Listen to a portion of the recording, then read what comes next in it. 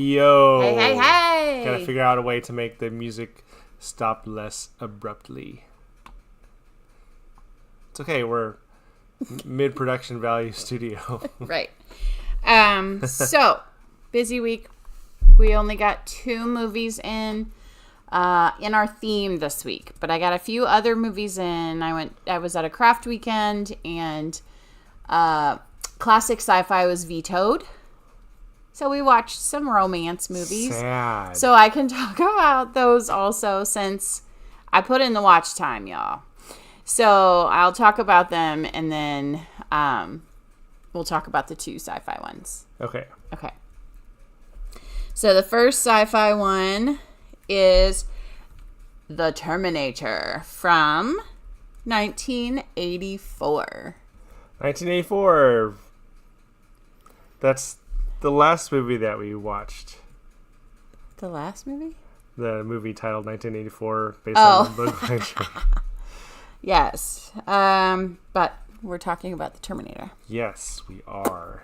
Okay, so stop doing that. All right. Look, there it is. There it is. Magically. That's what he was doing instead of paying attention. You didn't see anything. Sure. Literally. So, The Terminator, 1984. This is Arnold Schwarzenegger. And you know what? I had actually watched the second one in the theater with no real memory of the first one.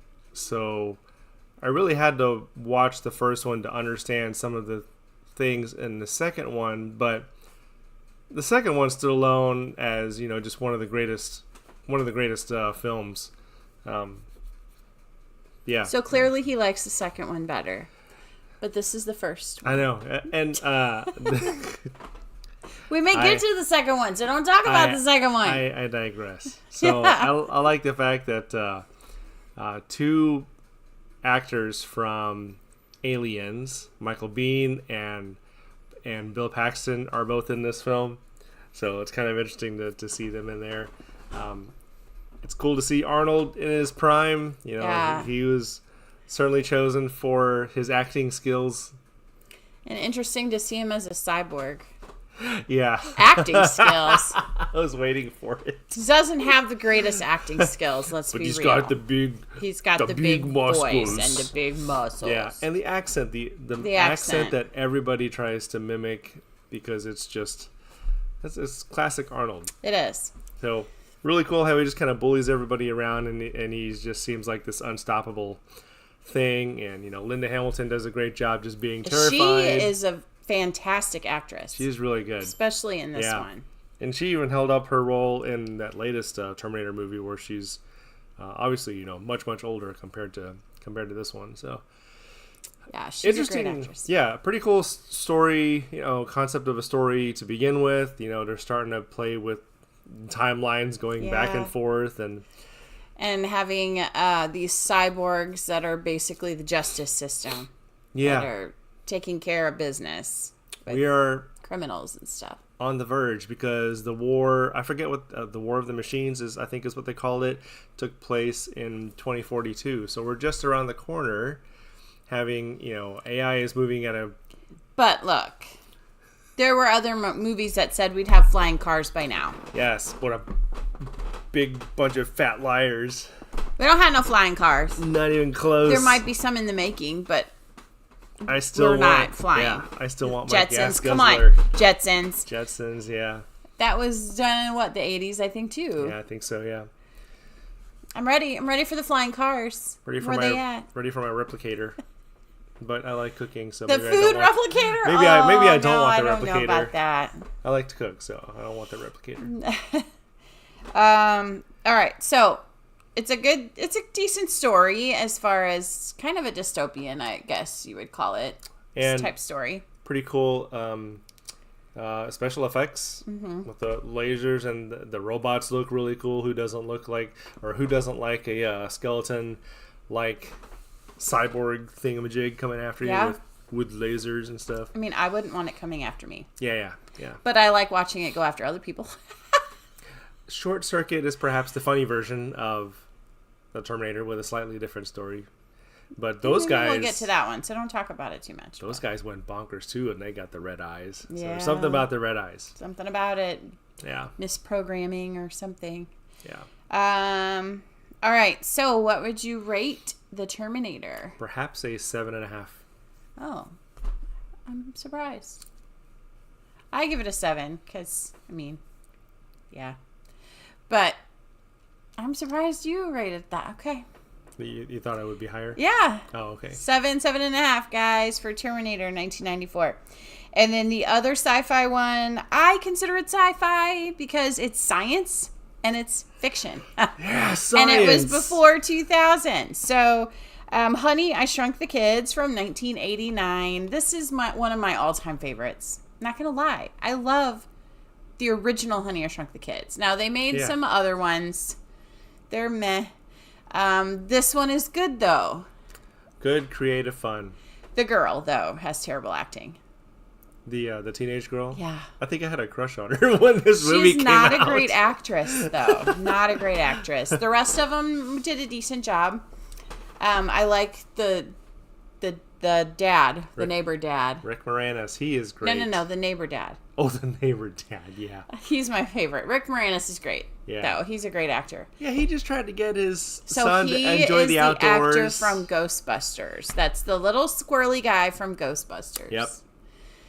So I think he's an all-around good actor because he can play all of those parts. He can play the smart nerdy guy, and he can play the dorky dweeby. What was he, a tax guy or something? Yeah, something, but I don't know just completely dorky. Yeah, he locked himself out of his apartment a lot. Well, he got demon possessed. Yeah, he was. I think he was the the gatekeeper or the keymaster, I forget. Yeah. Anyway, but in this one, he is the smart, geeky guy who's trying to invent the next cool thing. He misses the mark every single time, it seems like, just by a little bit. But this time, his machine actually worked, and he shrunk the kids on accident. Not his fault. The neighbor kid hit a ball through the attic window where the machine was, and activated it all. So when he went back up to retrieve the ball, the machine went off, and they got shrunk. And then the siblings went up to find them and got shrunk. So then you see the kids trying to survive, not get stepped on or eaten by bugs that are bigger than them now. And so I think from a creativity standpoint, it was cool to see a perspective from a bug's perspective, I guess, to see how big things were, the texture of things. Yeah. So all that was pretty cool. You know, how they used the ant. Really, really good visuals. Seeing the gigantic muffin or whatever it was, and they ate it. It was a Little Debbie. Oatmeal cookie. A snack or oatmeal cookie. There you go. That's right, oatmeal cookie. You're right. Yeah. Yeah. So I really enjoy this movie. I've loved watching this movie through the decades. I'm aging myself, but through the decades. I remember watching it as a little kid, and then again as an adult. And I think I see it in a different perspective as an adult, and see just a little, a few different details, I guess, than I picked up when I was a kid. So. Yeah. Just all around fun. They made a ride about it, I think, at Universal Studios, where you got to ride the big Bumblebee. It's just another one of those fun movies from the 80s. Yeah. That I'd say is a definite classic. Very rewatchable. Absolutely. And just funny. I said creative. Yeah. Just they thought about this one. Yeah.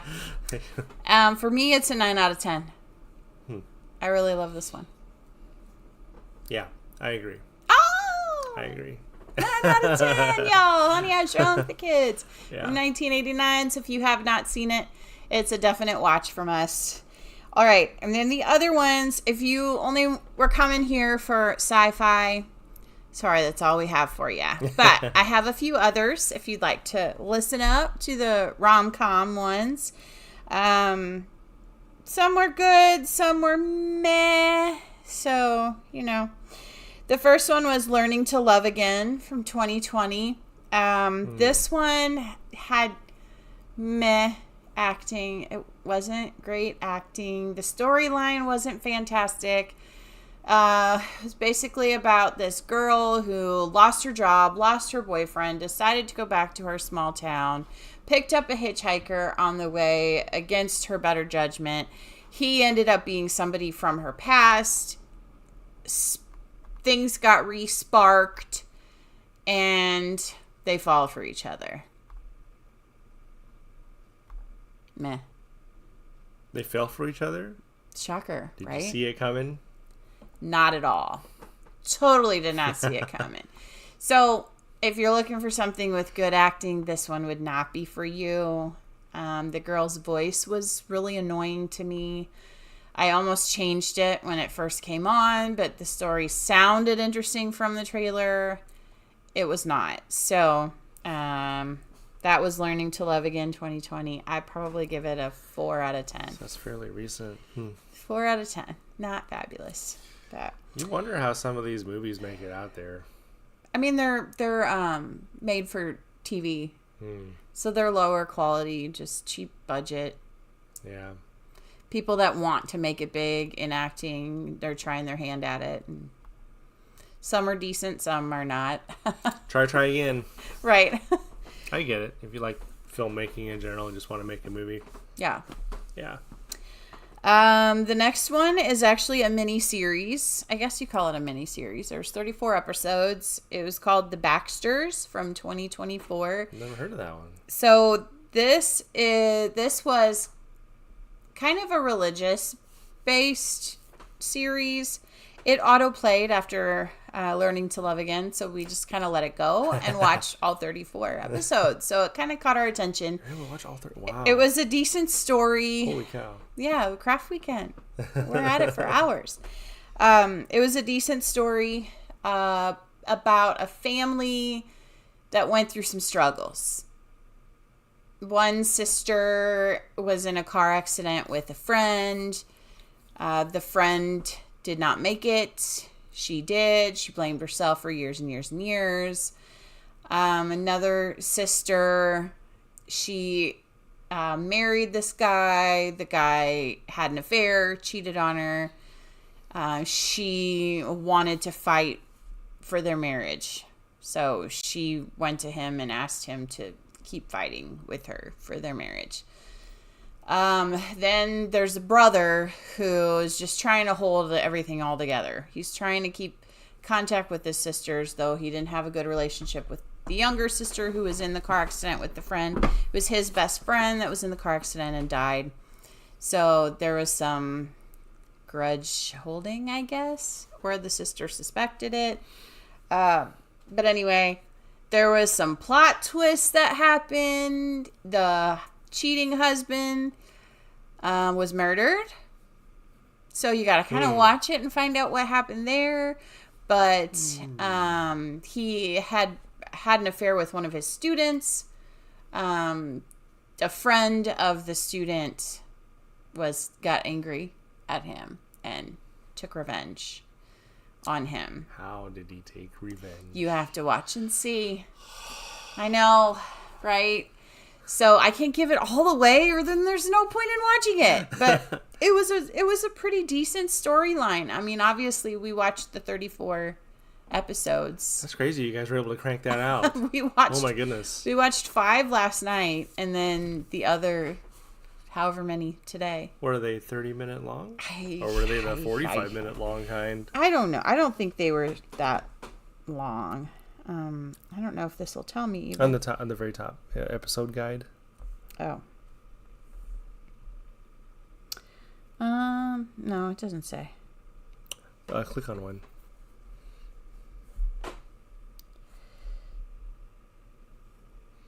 Bro. It doesn't say, but probably 30 minutes, I would guess. Yeah, it doesn't say, but thanks for nothing, IMDb. Pretty decent series, little mini series. Some good storytelling going on there. So, not a bad production, I would say, for the Baxters 2024. I would probably give it an 8 out of 10. That is pretty surprising, given that it was an autoplay after a terrible movie. Yeah, that's kind of a nice find. Yeah. The acting was decent too. I thought it was pretty well done. Nice. Okay, then the next one is Growing the Big One from 2010. Yeah, it was about as good as its name. It had Shannon Doherty, so I thought, okay, well, she's from 90210. Oh, okay. So she's a decent actress, not, spectacular, but she's a decent actress. And so I thought, okay, well, we'll give this one a try. It was about she worked at this big corporation in New York. You know, you already can tell where this is going, right? New York, never been filmed over there before. They wanted to send her, so she's kind of like a YouTuber, TikToker, I don't know, on film all the time. So her boss wanted to send her into something different. So basically sent her back home to her small town. They were about to go into pumpkin growing season, so she helped grow the largest pumpkin. And the pumpkin was the fakiest looking pumpkin I've ever seen. It was, the color was wrong. It looked metal covered in orange paint. Not gonna lie. It was very bad graphic. There's a pretty funny story of this guy that grew big pumpkins, and he made the news because it was so big. He made a boat out of it, and he swam down, or he floated down this river in his pumpkin boat. It's huge. Huh. Yeah, these were really big. I think it was 1,800 pounds or something like that. That's a big pumpkin. It was huge, but I mean, it looked fake. Come on, if you're gonna do a movie like this, y'all make it, at least try to make it look somewhat real. If you can make a convincing animatronic shark, I think you can do a pumpkin. I know this was a low budget film made for TV movie, so it wasn't high budget production, but you could have done a little better. Is all I'm saying. It was a pretty terrible looking pumpkin. I don't know. The storyline was decent, and of course she falls for the guy in the small town. Decides to stay in little small town, not go back to New York. Right? You never see that coming. Shocker. 6 out of 10. Oh, so that is better than the other one. So but that is a recommend to see. Is no, it not? I don't know. Not sure. Well, did we decide a cutoff for? I don't know, like 7 or more, I would say. Okay, all right. I don't know, 5 to 6 out of 10. No. It's more like a 4.5. The pumpkin was bad. The pumpkin ruined it. Storytelling and the acting was decent. So Bad. I got to give it higher than Learning to Love Again. Oh, but, okay. Yeah. Yep. The next one is Return to Me from 2000. So this one I've seen before. I love this one. It's about a guy and his wife. The wife worked with apes at the zoo. She was helping with the apes. The ape was her friend. They were at a awards dinner or something, and were driving home and got in a car accident. And so she was on life support and an organ donor. So they donated her heart to this other woman who was dying and needed a heart transplant. Oh, okay. So she was given the heart, and they ended up crossing paths, and he felt a connection with her because she had his wife's heart. Because that's the way that works. And the story kind of played out, and they ended up falling for each other. Really, really good story, really good acting. Is this the one at the end where they're in a different country? And she went to Italy. There was a bicycle involved. Yes. Yep. Okay. Yep. That was a really good movie. Yeah. Really, really good movie. Yeah. Tearjerker. I mean, you don't even see the tears coming, and then they start coming. It's just, it happens. This is not the Christian Slater one, though, right? No. Because is that the Wild Hearts Can't Be Broken or something? Yeah. Okay. This one is what's his name? Not Cusack, was it? Nope. I do remember this movie. Yes, I promise. David Duchovny. Oh yeah, and Minnie Driver. Yeah. So two good really, actors, yeah. really good movie. Yeah. It's a 9 out of 10 rom-com for me. I like it. Good, yeah. It's a really good one. Pretty cool story. How they, basic concept, but the journey to get there was really good. Yeah. And then the last one was It Had to Be You, also from 2000. This one is about a man who's engaged to be married and a woman who is engaged to be married, but not to each other. They were engaged to be married to others. They ended up stumbling into each other in the whole wedding planning thing because their significant other were busy. So they were doing the planning for their weddings, and shocker, right? They end up falling for each other and realizing that their fiancés were not really who they wanted to be with forever, and they wanted to be with each other. So kind of lame. But they don't find that out till later. They actually decide to go their separate ways, but don't end up marrying their fiancés and meet up several years later and realize neither one of them had married, and so they get together. And that he's a police officer. She is, what is she? Works in some office somewhere. So anyway, they end up together many, many years later. Was this the one with the book and it was? Yes, there's a book involved. Yeah. And the author was? He was the author. So yes. He wrote the book. Okay. Yeah. About his story. The little bit that I saw of this one, the first time that she had watched it, I didn't think it was too bad. Pretty decent. I like that they didn't get together right away. I like that they let their relationships go where they needed to go. instead of breaking them off for this quick idea, that they let years go by before they tried with each other. So I like that they kind of did things the right way that way. Yeah, I remember you said that the first time that you watched it. Did they play the song, the Harry Connick Jr. song? They did? Yeah, I think at the very end. We danced to that at our wedding. Many eons ago. Anyway, that's what we've got. So we only had 2 classic sci-fi movies for you, but we've got a list. And I started one today, and then the kids came home, and it's not a kid-appropriate one. So I had to turn it off. But we'll get that one watched. It might take a couple nights of watching. I'll try to get some more in this week. So, but there you have it. So 2 classic sci-fi and however many rom-coms that was. 1, 2, 3, 4, 5 rom-coms. That's why we knocked out 7 movies. 7 movies for you.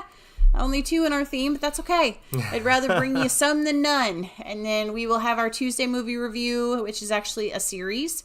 So stay tuned for that. I had taken the last few years to get through the series. I finally got caught up on it. So we'll talk about as much as has been released so far on Tuesday. And then Friday faves. We'll have something, probably. Keyword.